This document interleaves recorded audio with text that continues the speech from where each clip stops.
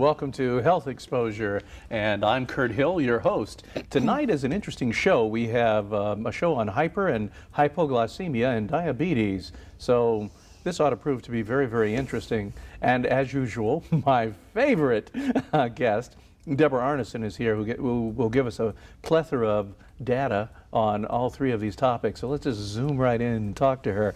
Hiya. Hiya, how you doing, Kurt? Nice to see you again. Good. Welcome back. You look very nice. My goodness. Thanks. Thank you. Now, tell us a little bit about what hypoglycemia is. There you have it, folks. Perfect. You mean I know one finally? Yes. Hypo is basically low blood sugar, and hypoglycemia is characterized by fatigue, feeling, or drops during the day. So you eat and you fall asleep afterwards or become very sleepy. Some people with hypoglycemia get really nasty when their blood sugar drops. They're like, wow, I mean, I have a girlfriend who literally her face changes. I think you know her actually. She's one of your clients. We won't say any names here, but she gets like gnarly and her face becomes twisted and distorted. And I'm like, oh my goodness, watch The Exorcist. And we know it's time to feed her. And as soon as she eats again, she is completely back to normal, sweet as pie. It's hysterical. Oh, that's incredible. Yeah. Now this is hyper or hypo? Hypo. Hypo, okay. So that's low. Hypo is low and hyper is high. Okay. So when people have hypo blood sugar, they get pretty nasty sometimes, pretty snarly. Not nice to be around. They're rude. Some people get shaky. Some people feel nauseous. Some people get headaches. So that's hypo. Interesting. Okay, obviously the next question is hyper. Which is up, which is high. Right. Well, you develop hyperglycemia by staying in a hypo condition for a very long period of time. So when you look at someone's blood test, you can deduce that, or really you can tell by symptoms. So if someone's hypo for 10 or 15 years, they will generally then run into hyperglycemia, and that just means that the pancreas can no longer take it. It's had it. It cannot control the amount of insulin. It cannot regulate the insulin that it produces. And it tends to go into hyper, and then after hyper we go into diabetes. So which is? Diabetes is a big problem. Okay, diabetes, there are two types of diabetes. There's insipidus and mellitus. And insipidus is a metabolic disorder, has a lot to do with vasopressin and the ability for the kidneys to handle it or utilize it well. And then mellitus is basically brought on by poor diet and can be controlled by changing your diet. So if somebody develops diabetes or is hyperglycemic, they can actually control it by regulating what they eat and what they put into their body and eating small meals throughout the day and avoiding refined carbohydrates. Like our pastas and too much breads and our sugars and coffee with sugar in it and da-da-da-da-da-da. So. That's what it is. How does one measure hypo, hyper, or even diabetes? Well, to do an exact measurement, you would need to do a blood test, Kurt. That is a relationship between your glucose levels and how your body is handling, your blood sugar. So a normal range, I think you're going to ask me that anyway, but a normal range is between... Have we been doing too many shows? You absolutely know. I'm anticipating between 90 and 99. So you like to be in the mid-90s. That's ideal. So when someone's hypo, they'll be down below 70. When I see people driving down into the 80s, it's like a flag to me. I see. So I'm not happy with 80-something. I'm not happy with 70-something. And when you're down in the 40s, you're extraordinarily hypo, and you're right at that border where you're going to jump into hyper. That takes a little bit of time, but you'll get there. And then after you're hyper and you start creeping up into the hundreds, 110, 115, 125, then you're borderline diabetic. Oh, I see. Deborah, you hear a lot about glucose, but what does glucose do in the body, and where does it come from? Oh, that's a good question. Glucose is basically the body's way of measuring your blood sugar, or how much sugar is circulating in the body. When you consume a food, the body will convert whatever food you're eating into a sugar to create energy, so it changes it into glucose. The insulin then streams into the bloodstream from the pancreas in an effort to bring your glucose or blood sugar down into a normal range again. And it drives that glucose and changes it into glycogen then and drags it into the liver or into the muscle for future storage or energy. And it will be stored in the liver or the muscle, especially like a lot of pasta or something, for up to 12 hours. And then it gets converted into fat if you don't use it.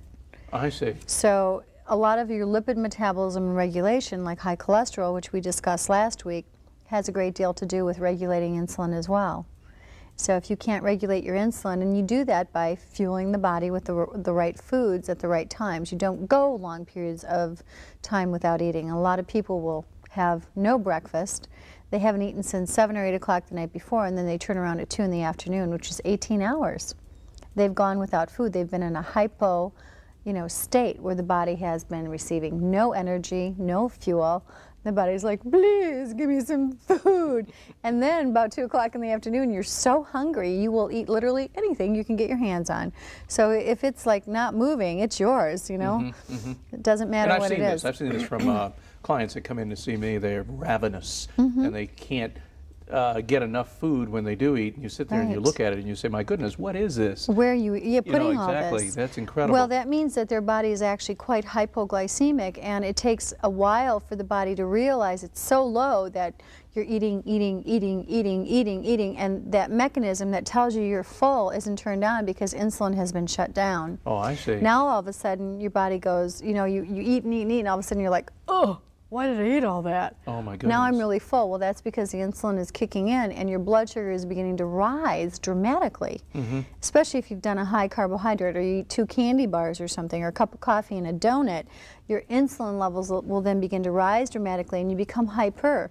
Now, always when you eat, your blood sugar rises. It's supposed to. That means you're feeling good. You're getting some energy from your food. It makes your brain feel perkier. But if it rises too high, it can give you sometimes the same symptoms as hypo, which is the headache, the nauseousness, the fatigue or the sleepiness. It's very taxing on the endocrine system and the adrenal glands and the heart and the brain to have hypo or hyper for any length of time. So to prevent hypoglycemia, you simply eat a balanced diet and make sure that you eat on a regular basis as opposed to these great gaps. Yes, these gorges. Gorges, We I want to see. do grazing, not gorging. So, grazing is basically eating throughout the day in regulated doses. I tell people it's much like feeding your body like it's a baby. You don't feed a baby, like once a day. The baby would be screaming its head off, and your body is literally screaming its little head off, but it can't get your attention, so it tries to do it by giving you a headache or making you crabby or nauseous. Unfortunately, people around you pay more than you do. I see. Until eventually you do become problematic with hyperglycemia or diabetes. Is there a normal glucose level? Yes, there is. The normal glucose level is somewhere around 95 is ideal. So if you're, again, looking at a glucose level of 40, when you measure your blood sugar, you could do a glucose tolerance test too, and many people do. They'll go and say, well, I think I'm glycemic. Let's do a glucose tolerance test. You drink the sugar, thick, viscous kind of base, concentrated base. Disgusting tasting from what I've heard. I went with a girlfriend of mine, I stuck my finger and I was like, bah! And what it does is it's basically putting sugar into the system and watching how your body handles insulin, how much insulin it produces when sugar is present. And you have to drink it every 2 hours. And it takes 8 hours to run the test. So it's really important, and some people look like they're fine when they do a glucose tolerance test. But what really can make that tolerance for glucose or your blood sugar vary, your insulin reactions vary, is, for instance, I have a friend who drinks too much, in my opinion, and he will drink enormous amounts of alcohol at night. And what happens during the course of the night, if you drink a lot of alcohol, because it converts readily into sugar in the liver, your blood sugar goes way up when you're drinking, and then while you're sleeping it goes way down. Okay, now all of a sudden there's nothing there. It's not like there's any protein or any oil or fiber to help stabilize the production of insulin. So it goes way up, it drops way down, and he literally has gone into convulsions in the middle of the night 3 times. Oh my goodness. And they've taken his blood sugar and it's been down around 20 or 30. And you can die from that. I mean, you go into a convulsion, they can't bring your blood sugar back up, you're dead meat. You're gone. So basically now we have him trained that he cannot drink without a full meal. I see. And that has helped. Fascinating. That's helped a lot. Fascinating. I didn't realize that. Huh. Once a person is hypoglycemic, can it be reversed? Well, that's a good question too, Kurt. Not typically. Most people don't have the due diligence and respect for their body to change that. I'll cite another case because I really like these cases, but there was a young girl who came in who had been anorexic in her teens, and then she was bulimic when she was in her early 20s. And when she came to me, I'd say she was approximately 24 years old. extremely hypoglycemic. Her glucose level was 40. We know 40 is like significantly low. She had been to every doctor. She was kind of pudgy, and when you see that kind of fat that doesn't come off, you know that generally people can't regulate insulin, because excessive amounts of insulin in the body stores what? Fat. I see. So when you see someone who's diabetic, you generally see that somebody's really thin or really pudgy, and pudgy seems to be more of the norm.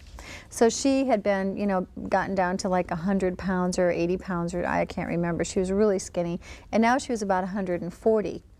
And could not take off that last 15 pounds. You know, she drove her bike everywhere. She came into my office, she had like a 40-pound backpack on her back. She had her changes of clothing and all her food for the whole day, and I had her eating every hour on the hour initially. And she did it. She was a college kid. She did it. She ate every hour on the hour. We wrote notes to her employer, so, you know, showing that she had to eat. And after the course of a year, she was able to turn her insulin regulation and her glucose values around. She went from 40 up to about 65, and then we tested after another year, and she was back up into about the 80s, and then at 14 months she was up into the 90s, and she stabilized there. But that's not the norm, because most people aren't willing to do that. And then after she stabilized it, she got to eat 3 to 4 times a day like a normal person. You know, it's amazing when you say that. I don't mean to be naive, but when you know the dangers of something like diabetes and how terrible it can be, and you can't lead in some cases a normal life unless you have medication, you'd think that people would do anything to get healthy again, but I guess not. So, well, I think a lot of people really expect a lot out of their bodies, you know, especially here in America. We are the king and queens of quick fixes, you know, and we're the king and queens of convenience, and we want everything just to be like boom, boom, boom, boom, boom, without any thought really of what we're doing to our systems. And your body is miraculous. It will do amazing things if you give it half of what it needs. You don't have to even be perfect. You know, I tell people all the time, if you're good to your body 5 days a week, you can blow yourself out of the water 2 days a week. Your body will regulate itself. It'll handle the crises as long as you're really consistent those Monday, Tuesday, Wednesday, Thursday, and Friday days. And you're finding that more and more people are developing hypoglycemia and hypothyroid and chronic fatigue and tiredness, constipation, because they don't eat right. It's so simple, it's silly. You know, to fix it is so simple, but it means that you have to take a little bit of time to plan your life and take care of yourself. You can't go, you know, 9 hours without eating and expect your body to perform. You cannot be skipping breakfast. Your mom told you it was the most important meal of the day. So did mine. I never understood why until I got into nutrition. You are fasting all night long. You eat 6, 7, 8 o'clock at night or 9 o'clock. You go to bed. You don't eat again until you get up in the morning. When you wake up in the morning, you're expecting your machine, your engine, your car to perform, right? Your body is your vehicle. And if you don't put gas in your tank, it will not perform optimally. Now, a lot of people are putting gas in their tank, but they're putting the worst kind of gas in their tank. They're putting in, like, not high octane, but the stuff that's loaded with lead, you know, that just isn't worth anything really to speak of. So if you put in coffee in a bagel, what you're going to get out of your body is the coffee and the bagel, which is basically high blood sugar, low blood sugar. You know, you're going to do this rise and fall. But if you give your body a nice protein meal at breakfast and some oil, and give your body a good, and you know, like a good rev up, a good start, it will perform for you for at least 4 to 5 hours until you really have to eat again. But if you skip breakfast, you're in deep trouble if you're hypo, hyper, or diabetic. I see. You cannot. And I heard you say protein starting the day off. And right. I know a lot of people, a lot of my clients come in and they talk about cereal, and that's it, or a piece of fruit, and they think just because they put something in their stomach that has helped them. But let me segue quickly into, if you can reverse, of course it's not the norm, hyperglycemia through diet. Can you do the same with diabetes? Yes, you can. Now, it depends on whether or not you're insulin dependent. If you've become insulin dependent, then you've really let your body go a long ways here. And, you know, the poor body's in a total crisis every day of your life then. I do, however, have a really interesting girl, and I think we'll probably have her on the cable show here in the future. She's 22 years old, and her blood sugar will spike up to like 400. And she ended up in the hospital last year. That's how she came to me. She couldn't control her she's on insulin, and she couldn't even